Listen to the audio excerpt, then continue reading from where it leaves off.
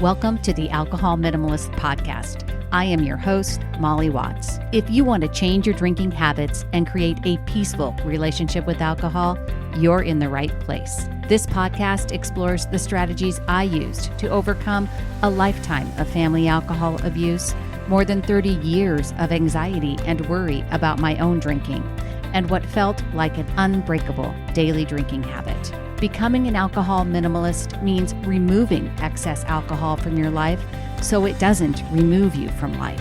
It means being able to take alcohol or leave it without feeling deprived. It means to live peacefully, being able to enjoy a glass of wine without feeling guilty and without needing to finish the bottle.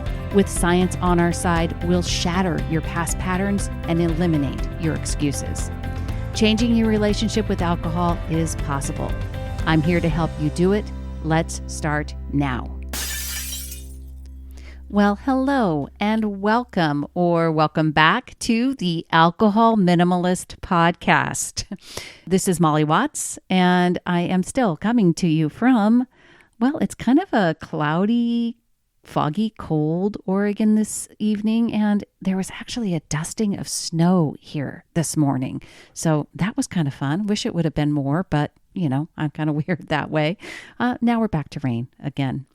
You just heard the new podcast intro in the official new name of the show. What do you think?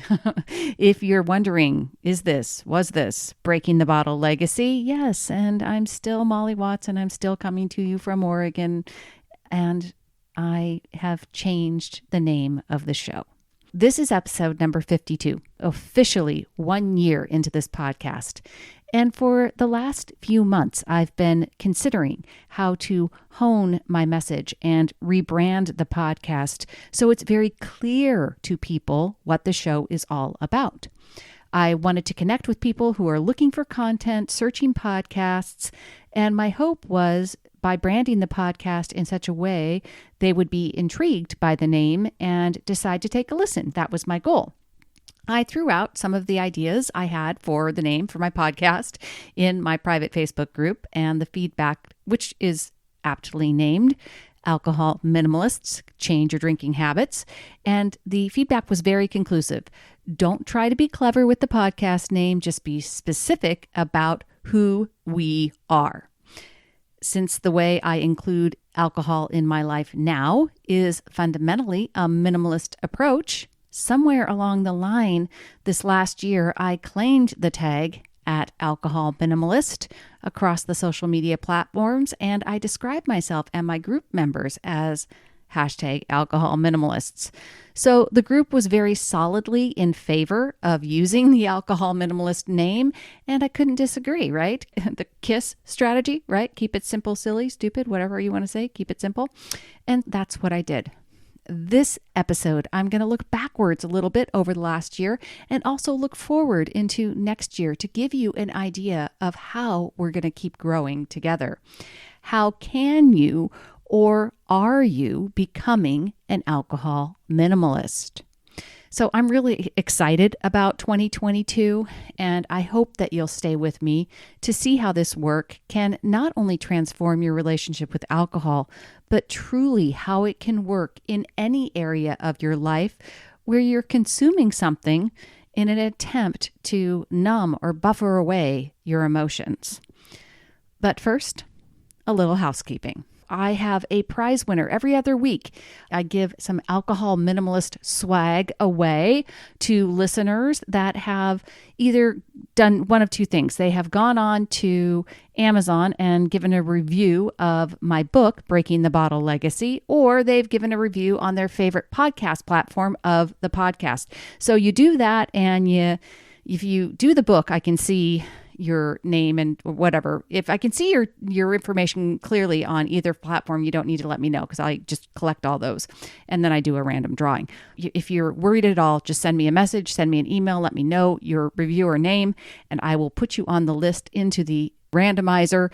And today's prize winner is none other than Joan Wold, who is a friend of mine from old. She's one of my oldest, dearest, longest friends. And I know she's a good listener and somebody that has read my book and helped review it. And she actually agrees with many of the things that, she learned a lot, she told me. So, Joni, you are a prize winner today, my friend. Also, if you have not already considered signing up for Proof Positive, my January small group, I really want to encourage you to do that. It's a 2-step process. First step is to go to www.dryuary.org and register for Dryuary. That is the 31-day alcohol-free month in January. It is sponsored through Moderation Management, the nonprofit group, and Dryuary.org. That particular program it's completely investment free, but it is a great support system. And I will be contributing in there and actively participating. And so and I will be doing Dryuary, and that's the most important part. So go to Dryuary.org and register for Dryuary. That's step 1 to be a part of Proof Positive. Step 2 is to go to www.nutritionovereasy.com/upgrade and register for Monica Reinagel's 30-day nutrition upgrade program. Now, you use the discount code MOLLY20, that's MOLLY 20, to get that 30-day program for $39. And it's an investment in January in trying to upgrade your nutrition. So I'm going to be doing both programs, the Dryuary and the 30-day nutrition upgrade. And for those people who join me in doing both programs, because they really are synergistic and they support one another to just making it, to really starting off 2022 with a bang, right? With a really positive step and trying to change your relationship with alcohol, really focus on the thoughts that come up during that 31-day break from alcohol, whether or not you make it or not. The goal is there. And then along the way, we're going to focus on upgrading our nutrition. For me, that's a really big focus. And to be honest, there's an app that goes with this program. I used it for the first time recently in just kind of testing it out and trying it. It grades you on a daily basis, kind of by you itself reporting. So you report the choices that you made throughout the day. And I got a D for the day. That was kind of like, ooh, got some work to do, right? So I'm excited about that, though. It isn't about trying to get A's. It's about moving up the scale. And so I'm really excited about this program.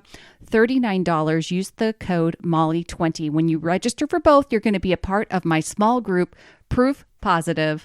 I'm going to be sending out daily motivational quotes for that group and having weekly coaching meetings with the small group. So for $39 for both programs and a small group, I think you cannot beat it. It's going to be a great way to start off 2022. So please check it out. There are links in the show notes. So looking back over this year of podcasts, I'm really proud of the work I've done. Of course, not every episode is awesome, but even when I felt like I wasn't at my best, I've inevitably had someone reach out and comment positively. So that's awesome. And it may not be obvious, but individual episodes, when I'm not interviewing people, they on average require about 5 hours of writing time before I record, sometimes more if I have to do a lot of scientific research. And despite the fact that it might sound like I just jump on and talk, all that to say is that it's not always easy and it doesn't always flow the way I want it to.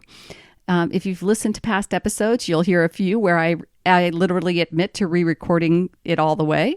And it's definitely a labor of love and one that I continue to work on. I recently started following Tara McMullen and her podcast, What Works, which is focused on entrepreneurship for humans. That's what it's called, Entrepreneurship for Humans, which I love. And the description says, What Works is the podcast that helps you think differently about how you do business and the impact you can have in your community. And I love that. It's really about just creating a better product. And that's so important, even as a podcaster, right? So the aforementioned Monica Reinagel actually shared her work with me. I signed up for her weekly newsletter, which is just chock full of great writing and lessons. And one of Tara's key tenets is to create remarkable content. Instead of feeling pressure to produce more content and being on more platforms, Focus your attention, she says, on the quality of content you are producing above all. Take more time. Be patient. Focus your attention and use care in creating your content. Less urgency. Slow it all down. Now, I'll admit, creating remarkable content here on the podcast has always been the goal. And I think most people want to do that, don't they? Or at least they want to get good content. But it's the slowing down of that process for me and seeing a longer, slower time frame as important to creating remarkable content that really felt challenging for me at first. I only have so many hours in a day or a week, and my mind wanted to throw out that as an obstacle right away. And instead, I asked myself the question, what would need to change so I could create remarkable content easily? And when I changed my perspective, funny enough, the writing started to flow a lot more easily. So I'm really committed to making 2022 a year of remarkable content. And I will continue to practice and pay attention and take care as I do it. So I hope that you'll stay around and stick around as the Alcohol Minimalist podcast continues to evolve. Okay, so back to what becoming an alcohol minimalist really means. So this podcast started out last year as Breaking the Bottle Legacy for two reasons. So first, it came out in advance of my book, which is titled the same. If you're not familiar with it, it's called Breaking the Bottle Legacy: How to Change Your Drinking Habits and Create a Peaceful Relationship with Alcohol. And of course, I wanted to promote the book when it was published. So I was really starting to just build that platform when I launched the podcast back in the beginning of 2021. And number two is I also wanted to honor my roots as an adult child of an alcoholic and share my journey in breaking that legacy to provide hope for other adult children of alcoholics. So that's why the title was important in that respect. And of course, I still want to reach out to adult children of alcoholics. That will never change. But even more broadly, I want to help people who are daily habit drinkers change their drinking habits. I also want to educate anyone who is drinking alcohol about the science surrounding alcohol use and the importance of low-risk limits. And I think this is a key difference for me between moderation and moderating and being an alcohol minimalist. So I fully support Moderation Management, the nonprofit organization that is focused on helping people moderate alcohol and change their drinking, change their relationship with alcohol. For me, minimizing alcohol in my life was just a further extension of that, and incorporating those low-risk limits, which are slightly different and lower than Moderation Management's guidelines, was the key there. Another part of this whole rebranding or restructuring or redefining is I want to destigmatize drinking in a way that we don't see sobriety as morally right and drinking to excess as morally wrong. We want drinking to become much more neutral. We need to be able to evaluate our drinking with curiosity and compassion and decide if we are using alcohol in a way that doesn't serve us. And if it is the case that we are, how can we change the behavior? Becoming an alcohol minimalist for me meant that I wasn't going to drink to excess anymore. I wasn't going to use alcohol to try to change my emotions, and I was going to create a relationship with alcohol where I didn't rely on willpower. I didn't feel deprived whether or not I was choosing to drink or not. And I learned along my journey that because of my past as an adult child of an alcoholic, I had a lot of stories that I believed were true that actually fueled my desire to drink alcohol. I also learned that I had patterns of emotional immaturity that led to creating a 30-year daily drinking habit that by definition would be considered heavy alcohol use. Now, I've said from the very onset of this show, this podcast is not intended to diagnose or treat alcohol addiction. I am not a doctor, an addiction expert, or a trained psychologist. I am someone who has studied alcohol extensively. I've studied and been certified as a life coach, and I have transformed my own life by changing my relationship with alcohol. I became an alcohol minimalist and I am committed to helping other people through education and sharing that experience. Now, if you are experiencing signs of physical dependence, most notably if you are experiencing withdrawal symptoms like nausea, tremors, vomiting, and needing to drink first thing in the morning to relieve those symptoms, so obviously I'm not talking about being hungover after a one-night party, but if you are feeling physical signs of withdrawal daily, then you likely have developed a physical dependence on alcohol and you may need medical attention. With that disclaimer, I will also remind people that according to a 2014 study by the SAMHSA, which stands for the Substance Abuse and Mental Health Services Administration, 9 out of 10 heavy alcohol users are not physically dependent on alcohol. So I was not ever physically dependent on alcohol, though I had developed a psychological dependence. And it's my belief that most people who are drinking more than they want to, who have an unbreakable, quote unquote, habit of drinking, are battling a psychological dependence and probably not a physical dependence. So I think it's important to create awareness of this statistic, because it means that for most of us, the solution for change exists within us. It's our own brains. I've had people share with me a belief they have, that they believe they have an issue with alcohol and believe they might be an alcoholic in the sense that they believe they might have developed a physical dependency. They literally think this, right? And I'm using the term alcoholic because that's the language that most people still use around problematic drinking. But as a reminder, that label is something that the NIAAA, which is the National Institute of Alcohol Abuse and Alcoholism, doesn't use anymore. And instead, people that are misusing alcohol are considered to have alcohol use disorder, which can range from mild to moderate to severe.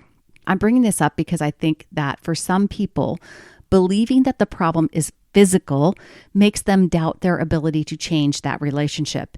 It also makes the answer to the problem be all about abstinence and removing alcohol from the person's life as the solution.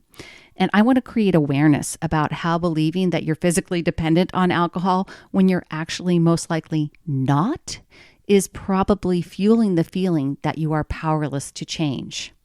What if instead you don't have a physical issue, you're not sick, you don't have a disease, but you've created a habit of turning to alcohol, which has created a psychological dependence. It's a habit that can be addressed and changed by using your own brilliant human brain. To start changing my 30-year habit, I had to challenge some long-standing beliefs I had about my past as an adult child of an alcoholic.